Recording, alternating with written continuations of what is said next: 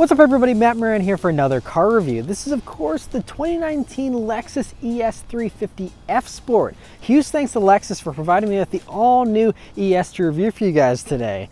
So about the ES, well, like I said, all new for 2019, and the F Sport is a new addition for 2019 that previously was never offered on the ES in the past. And so the F Sport really makes it look a little bit more sportier, of course, and I really like the looks of it. But this new ES, just the looks are out of the park, just so good looking to me. I really love how it's really got a pointy front end to it, a little bit inspired by, I think, the LC, and just looks really good, especially whenever you consider it in like 3 dimensions. You're walking around it. I mean, it really comes to a point there by the grille, and it's really impressive and really futuristic and cool looking to me. I also love those headlamps. They're just, again, so futuristic, just look so good. I think Lexus design right now is just doing so well. I know a lot of people still are iffy about the grille, but clearly they're selling well and people love this look, and I'm one of those people. I love the way that looks up front. Coming down to the sides here, you have some larger, sportier looking 19-inch wheels here on the F Sport version. Usually you'll have 18 inches on other ESs, and another little fender badge here on the side. Otherwise though, just a little bit longer now, 2.4 inches longer to be exact for the entire length of the vehicle. The wheelbase is 2 inches longer. That's partially thanks to the new TNGA platform that it's on, shared with other Toyota and Lexus models. And it's also 1.7 inches wider, which you can especially see out back there, I think, and just a little bit wider looking. It's also a little bit lower here, this new ES. But anyway, other things in the back there that I love. I love those tail lamps, look very futuristic. I love the little LED ropes you have, look great at night especially. Nice little faux rear diffuser, and you even have real exhaust tips put into the rear bumper there. Those aren't fakes. They actually are real, and it's nicely integrated there. Gives it a very sporty and almost concept car look to it, and I really love the way that looks. Nice little spoiler there on the back, and so overall I think from every angle it's, you know, a little bit of a larger looking ES, but a little bit more grander and also more futuristic looking than ever before. As for the interior of the Lexus ES, well, it is a very nice place to be. I just love, I mean, it's mostly all premium feeling materials, and I just love the interior design that Lexus has. You know, you have the stainless steel, it runs across the top, and just all the, you know, red stitching is very nice here, and this one, especially with the red leather interior with the black accents, looks really good. But anyway, first thing, sitting down in these seats, very nice, comfortable seats you have here in the F Sport. Not quite as comfortable, I think, as the regular ES. These are a little bit sportier, and so therefore a little firmer. They're similar to other F Sport seats and other F Sport model Lexuses I've reviewed in the past, but they're still really great seats. They have nice bolstering though too, good torso support, good thigh support, and again, still pretty soft. I mean, very squishy leather here that feels really great. Just, I think the seat back is a little bit firmer than the bottom is, and that's the only thing that kind of makes it feel a little firmer to me, but still very comfortable seats, and they're also heated and ventilated as well, so overall, very comfortable seats. Next to the steering wheel here in the F Sport version of ES, which means since it's an F Sport, it's a little thicker as well, has a nice red stitching on it, also has these paddle shifters that look pretty good and, you know, rest right in the natural position where your fingers will normally be looking for them. You have a few buttons here on them that, you know, does a decent amount of stuff, but, you know, pretty easy and straightforward, especially on the right hand side here. It's just all your cruise control stuff for the most part, but a really great 9/3 grip, nice little 10/2 notches, and overall a very attractive and nice to use steering wheel. Next are the gauges here in the ES 350 F Sport, which again for the F Sport version I think are a little bit sportier looking, and it's the same gauges you see in any of their F Sport Lexus, where they're LFA inspired and have been used for several years now and look great though. I mean, this is a model of how to do concise gauges. I think Lexus does it the best. I mean, a nice round tack there with you know, digital speedometer in the middle of it, and then you have your fuel and coolant gauges there on the left and right, and that is it. I mean, all the basics. I mean, you can scroll through all your trip information, fuel economy, all those basics there in that main middle screen, but then it also has its cool party trick where you hit this little button and it slides over to the right there and gives you an enlarged view of some of that trip information and other, you know, settings and stuff if you want to dive into those a little bit more, but still just wonderfully simple gauges. Just gives you everything you need, nothing you don't. It even has, you know, a couple cool things like a gear position indicator and a G meter, but otherwise just really great gauges. This one's also equipped with a heads-up display, which is a nice wide display, has of course your speed and tachometer there front and center, but then you also can have like a compass, or I think a few other things that can display for you as well, like your safety information if you have the lane keep assist going and things like that. Coming over to the center of the dashboard here, you'll see an analog Lexus clock, which is pretty nice and expensive looking, and then you have this massive 12.3-inch widescreen infotainment display that Lexus has, and it's really great. I also used it in the LS, and it was very nice in that as well.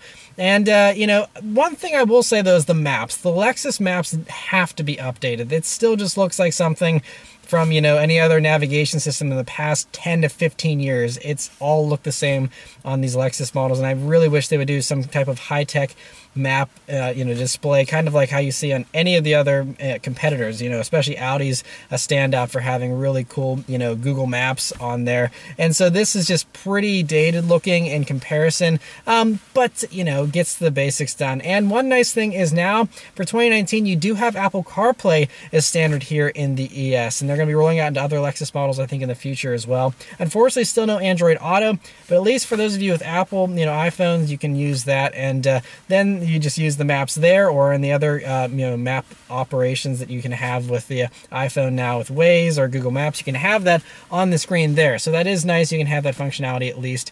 Otherwise, you know, it's all the basic menu setups there that you can scroll through with this little controller down here, which is like a mouse pad, and has a few shortcuts there, and pretty easy to use. Once you get the hang of it, it's not too bad. This car, for some strange reason, doesn't have satellite radio. I don't know if that's because this is a pre-production model, and so it wasn't included for some reason, but I believe that's standard. There's even a Sirius XM logo down here by all the other audio logos there, such as the Mark Levinson stereo that this one has. And I really love the speaker design of the Mark Levinson stereo, and it's a very powerful system as well, and so nice to have that included. Coming down, you have your row of climate controls here with a nice little display for those. Then you also have this ingenious volume and tune knob that they first introduced in the LS, and I loved it in that. And this, it looks a little different, but does the same basic thing where the top knob is the volume, and then the lower one here is actually tune. And they both have really nice resistance to them. They're actual heavy metal knobs. It just feel great to use, and I absolutely love how it's all combined into that one little area instead of having two separate knobs. And that's a really, really cool little innovation that Lexus is pioneering here. You also have a couple little shortcuts here for radio and stuff. Coming down, you'll see your seat controls as well as your CD drive, which thankfully they're still including a CD player here in the ES, which is great to see. As far as storage space here in the ES, it's pretty cool. So first off, in the doors, you have a large pocket that doesn't really have a specific bottle cut out, but it is fairly wide, so maybe a small bottle would fit in there, but nothing super large. So a little bit of a disappointment there. There's no actual dedicated bottle holder. But coming over to the center here, you have this little cover that opens up, and you'll see a normal size cup holder with a little slot here to hold the key, and also two USB jacks and auxiliary jack in there, which is great to see those. And then coming back, you have your second cup holder here, which is standard depth if you want it to be, because this is another first I've never seen in a car before. Lexus gives you the ability to flip this up, and then it goes super deep, and then you have basically like a bottle holder there, you know, for a very large drink. You could fit in there very easily, and that is so cool. Again, just they really think outside the box with interior design at Lexus, and I love all these new little features you don't see on any other car on the market. Then you have your center armrest here, which is pretty nice and softly padded. Feels great for resting your elbow on. And then anyway, you open that up, and then you'll see a pretty deep cubby area here that also has a power outlet in there. And great to have that additional power source and just a really large amount of space there. And so overall, you know, a great amount of storage spaces here for a sedan. And all the materials are so nice too. You know, you have some nice leather padding here down by your knee area, by the transmission tunnel. And just about everything you touch is pretty soft touch, except for like the very tops of the doors here aren't quite as nice. And a few other places further back in the transmission tunnels, you know, some cheaper plastic. But overall, I mean, this is just a very, very premium feeling interior. Backseat space in the ES is really impressive. I don't know if it's because it's a little bit longer now or what, but there is a massive amount of space back there for backseat occupants. A very comfortable, soft leather seats back there as well. Just so spacious though. I mean, I'm 5'9", me sitting behind myself, I easily have, I'd say 9 inches of legroom to spare. I mean, I couldn't imagine anyone feeling cramped in that back seat, regardless of how tall you are. Plenty amount of headroom there as well, and just also they have little pockets pockets in the doors. You'll also see, when you look forward, dedicated air vents. Also, you'll see an old-fashioned power outlet and 2 USB jacks back there for charging if you'd like. And there's also a fold-down center armrest with 2 cup holders built into it, and that armrest is incredibly soft as well. And so overall, I mean, a very comfortable back seat. There's even little lights in the roof there for reading if you'd like. And so yeah, I mean, as far as space goes, that is so roomy. I mean, it's really pretty close to the LS, I think, honestly. Just a massive amount of space back there. Trunk space in the ES is also really nice and spacious. A very wide opening, which I really appreciate. It'll be very easy for loading in golf bags and things like that. And then it goes fairly far back, but not super long of a trunk. If you want a longer trunk, you're going to have to go up to the LS. But like I said, very, very wide, and should be plenty for, you know, fitting in 4 suitcases with ease. There isn't any real storage space underneath the floor. It's just your spare tire and stuff. But it does also have a power close trunk as well, which is a nice feature. And so overall, just a great amount of trunk space there in the ES. All right, so start to go for a drive. The ES here has this nice typical Lexus key. Feels pretty good, you know, it has some metal on it here and a nice weight to it. The buttons are still, you know, just like rubberized plastic though. But overall, still a pretty nice key. I really like the design of it. Not too big, fairly slim. And of course, it's keyless access, keyless entry, and push button start. So you just leave the key in your pocket, hit the engine start button, and it starts right up. All right, so setting off in the 2019 Lexus ES 350 F Sport. So the first thing you notice, well, I think it has excellent visibility. It's really great how, you know, they kept the mirrors there on the doors instead of putting up by the A-pillar. So I mean, you have nice, pretty thin A-pillars, just excellent visibility there. So I mean, really, they've done a great job. All these modern Toyota and Lexus products, they really have focused on that A-pillar, and I really appreciate that. You do have this little pad here with your drive mode selectors that comes up a little bit higher, so if you're sitting lower, that might get in your way and obstruct your view a little bit. Otherwise though, the hood drops down nicely, and view out of the sides is great, you know, of course, with nice large side windows, and view out of the back is also pretty good in typical sedan fashion. Other things to note here, throttle response is very responsive. It's got the typical Lexus feel. If you've ever driven any other modern Lexus, they have a very similar feel where they're very responsive after like the first millimeter or two, and it's very eager to accelerate. So you just tip in a little bit, and then it's very eager to give you more acceleration and downshifts and all that type of stuff. And so it helps it to feel very responsive. Brakes also have a very nice natural feeling to them. Start biting right as soon as you start dipping into the brake pedal there. And so that feels really good. And cruising down a main road now, one thing that's really impressive about the ES, and all Lexuses in general really, is it's really nice and quiet going down the road, even at, you know, 45 miles an hour or so here. It's really whisper quiet, and that's impressive, especially it's a little bit of a windier day here too, and so the fact that it's completely unaffected by all that and it's nice and quiet gives it a really refined feel, and that also helps, you know, whenever you're using the stereo and stuff to make those sound better because you have less other noise to compete with. And so it makes for a very relaxing driving experience. You also have the full suite of Lexus's all-new safety suite, you know, which is also the same as the Toyota system, where you have adaptive cruise control and all those types of things, which is a nice improvement. And you also have the lane keep assist system, which I did have on for the first day or so. I've been driving this vehicle for a few days already. The lane keep assist system is a little overreactive to me. It really is obsessed with trying to center you in the lane, and so even if you're not going outside of your lane, or, you know, even getting close to the line, it still is always trying to give you little nudges, and I'm constantly feeling the steering wheel trying to twitch and mess with me, so I kind of turned that off. But thankfully they give you the ability to turn it off, so it's not something you have to be married to, but still, you know, it's just something worth noting. But I'm going to put it up into the Sport Plus mode. Let's turn down onto this back road here and see how it does. Here we go. A little bit of a delay, and then got some wheel spin there, and then it pulls strong. Oh man, this thing really likes to fly. So no lack of power here in the ES 350. So it runs a 3.5 liter V6 engine that's port and direct injected. It does 302 horsepower now, 267 pound-feet of torque, which is a big jump from the previous ES by, I think, about 38 horsepower.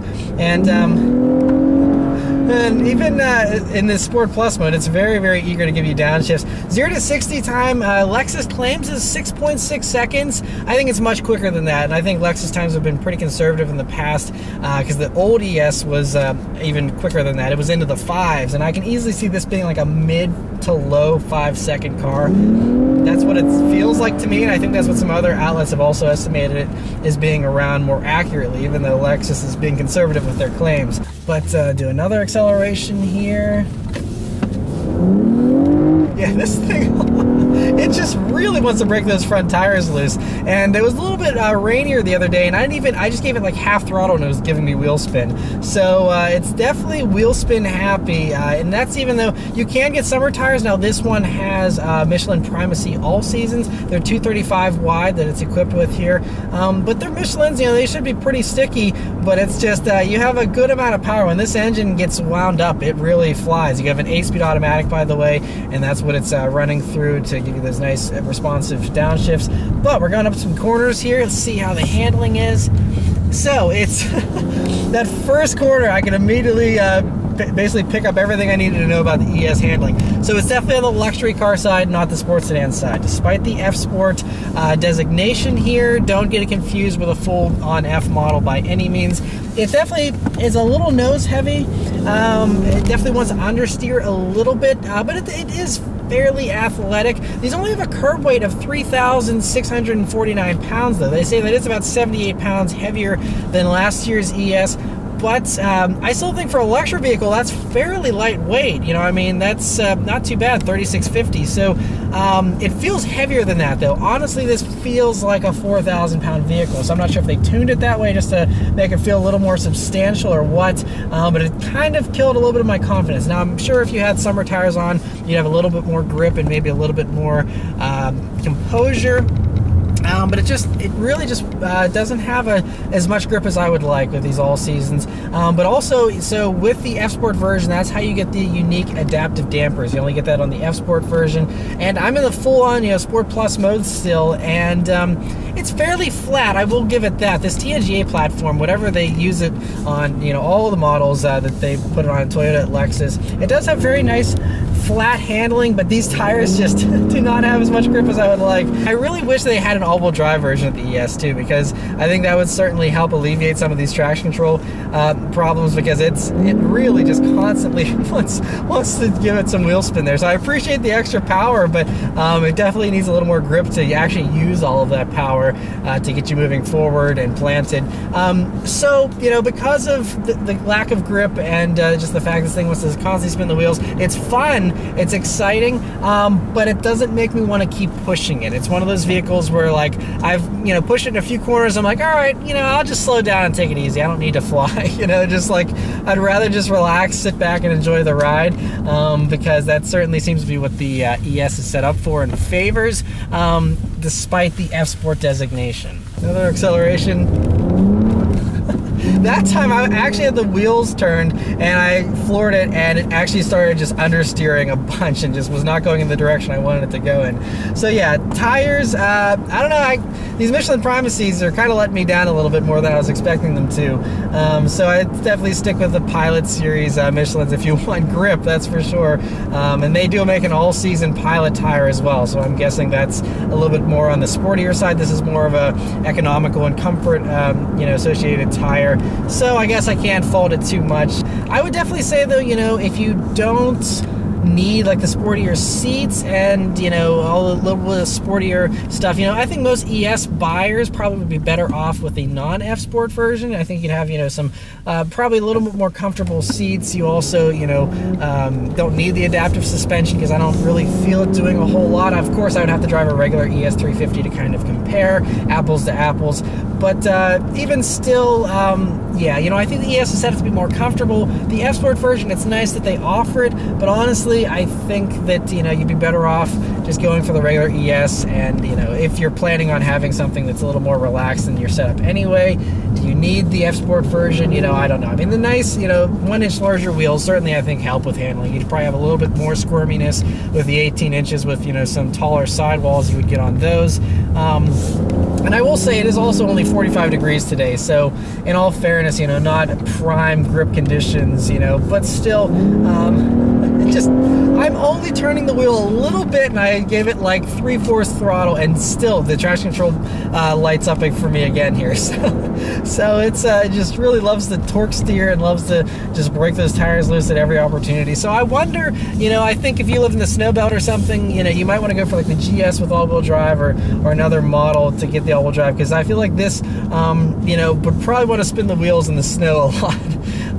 But yeah, and that is, you know, the thing. If you do want a vehicle of similar size, you can go for the GS, and that still has all-wheel drive, although that's a little bit of a dated platform at this point, and you can get the full-on F version of that too they offer, and I did a review of that a couple of years ago, and that it was fantastic if you want a larger Lexus sedan that really is, you know, I guess very impressive with its performance and is a full-on F model versus just the F Sport.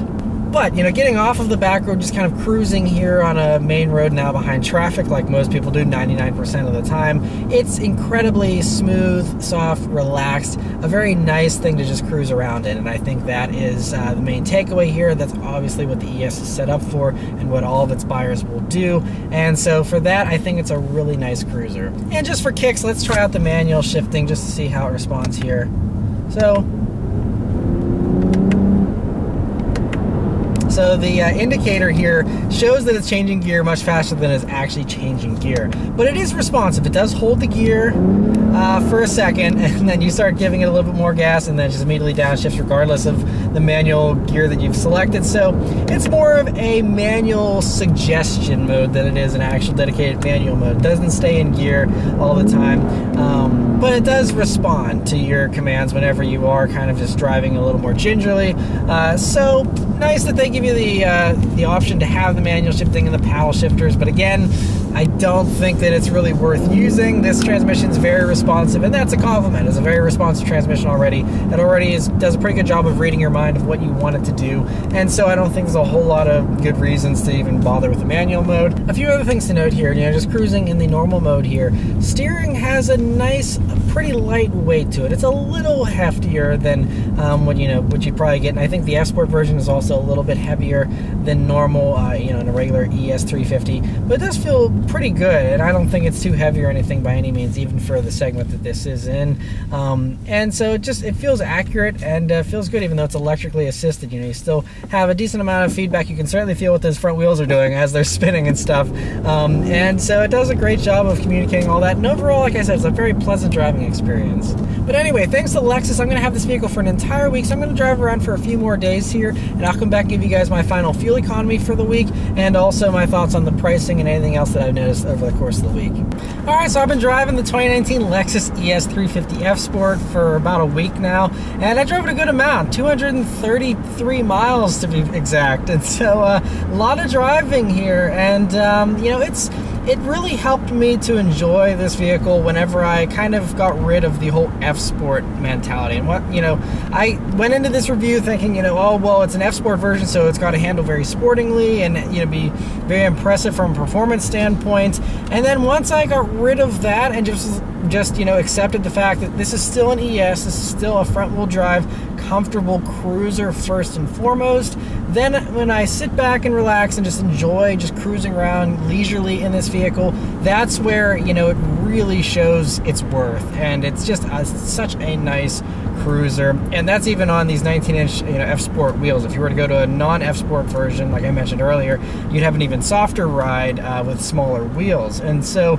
that would just increase the comfort that this already has in plentiful amounts. And so it's really great for that, you know, just running errands and things like that. And you know, it's very comfortable, very quiet.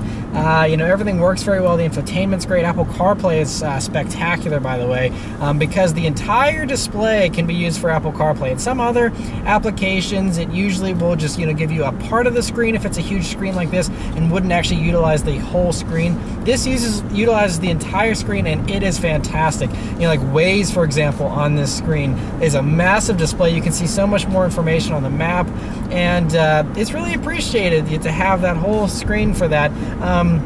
And honestly, that's the best way to really appreciate this screen, because otherwise, it still is okay, to navigate through the radio and stuff like that. It does all the basics well enough, but I'm still not in love with the way that it's set up. But with Apple CarPlay, that solves all those issues really for me, and so no complaints there. Everything else about the vehicle just, like I said, just worked great during the course of the week here. There was only one real disappointment that I had with the ES here, and that is its fuel economy. So these are rated at 22 in the city, 31 on the highway for a combined average of 25. So in my week of driving now, I did do a little bit of highway. It wasn't all city stop and go type stuff. There was a little bit of highway mixed in, but not a huge amount. But I still only averaged 19.8 mpg here over 234 miles of driving now. And so that's basically you round up to 20. That's still 2 less than the city rating for this vehicle. So that should be the absolute worst you should be able to get. Obviously, in normal city driving, should be 22. I'm still getting 20. Now, I was getting on it whenever I first, did the first half of my review there. But then the other, 210 miles or whatever that I did, when I wasn't on camera driving here, I was taking it fairly easily. Like I said, just kind of cruising around, doing shopping and running errands and stuff like that. And in that, I'm kind of surprised I didn't at least get the city number. But at the end of the day, if you're spending, 40 to 50 to even 55 or $60,000 on a luxury vehicle, most likely you're not going to be concerned about 2 mpg less than what the manufacturer states. So, even if your experience is the same as mine, it shouldn't be the end of the world. And like I said, your experience may vary. Some people might get better fuel economy just on different roads or whatever. But that's just my observations here. And the last thing to mention here is the pricing of the ES, which I think is actually very competitive. So for a base model ES 350, which is still very nicely equipped, it actually only starts just under $40,000, $39,600. This one, as tested, is about $52,600, and that's because again, it's the F Sport version, has a bunch of the upgraded stuff, the Mark Levinson stereo, which does sound very good, by the way. Although it wasn't mind-blowing, it did sound very nice, and it's great they have a premium audio option here, and I actually really like this speaker design and stuff. Is pretty cool. But anyway, getting back to that price, so roughly $52,000 still to me, and this is a very high. The F Sport's one of the most expensive versions of the ES here, and even still, I mean, that's a pretty affordable price whenever you consider the competition. All the German competition, comparing it with E-classes, 5 Series, stuff like that. I mean, this undercuts most of those very easily. I mean, yes, you can get an E-class or a 5 Series for around 52 if you want, but it'd be a bare bones one, versus this, being almost fully loaded here at 52 is very impressive to me. And so from a value standpoint, I think that's where the Lexus really stands out. And you add on to that value the fact that it's going to be more reliable than all of its competition. I mean, Lexus consistently is at the top of the charts as far as the reliability rankings, of course, thanks to the Toyota engineering, and they just go one step further even with the Lexus. The service experiences have always been great from everything I've heard, and so all those things add to just an even better value proposition by giving you better reliability, less operating costs most likely, and all that type of stuff than what you would have with those Germans that are also costing you more at the sticker price at the dealership as well. So overall, if you're looking for a comfortable luxury cruiser, you're not looking for anything super sporty, but you want something that's going to be solid and reliable and last you a long time and be a great value, I think the ES is an excellent choice and definitely worth checking out and taking for a test drive. And the excellent looks you have here in the ES too, I think, are just the cherry on top. It really stands out. It's polarizing with its looks. It's just really good looking to me, and I think that just only sweetens the deal of the great package that is the new 2019 ES. So anyway, let me know your thoughts on the ES in the comments below. Huge thanks to Lexus for providing me with this vehicle to review for you guys today. Let me know your thoughts on it, and thank you guys very much for watching. I'll see you next time. Take care.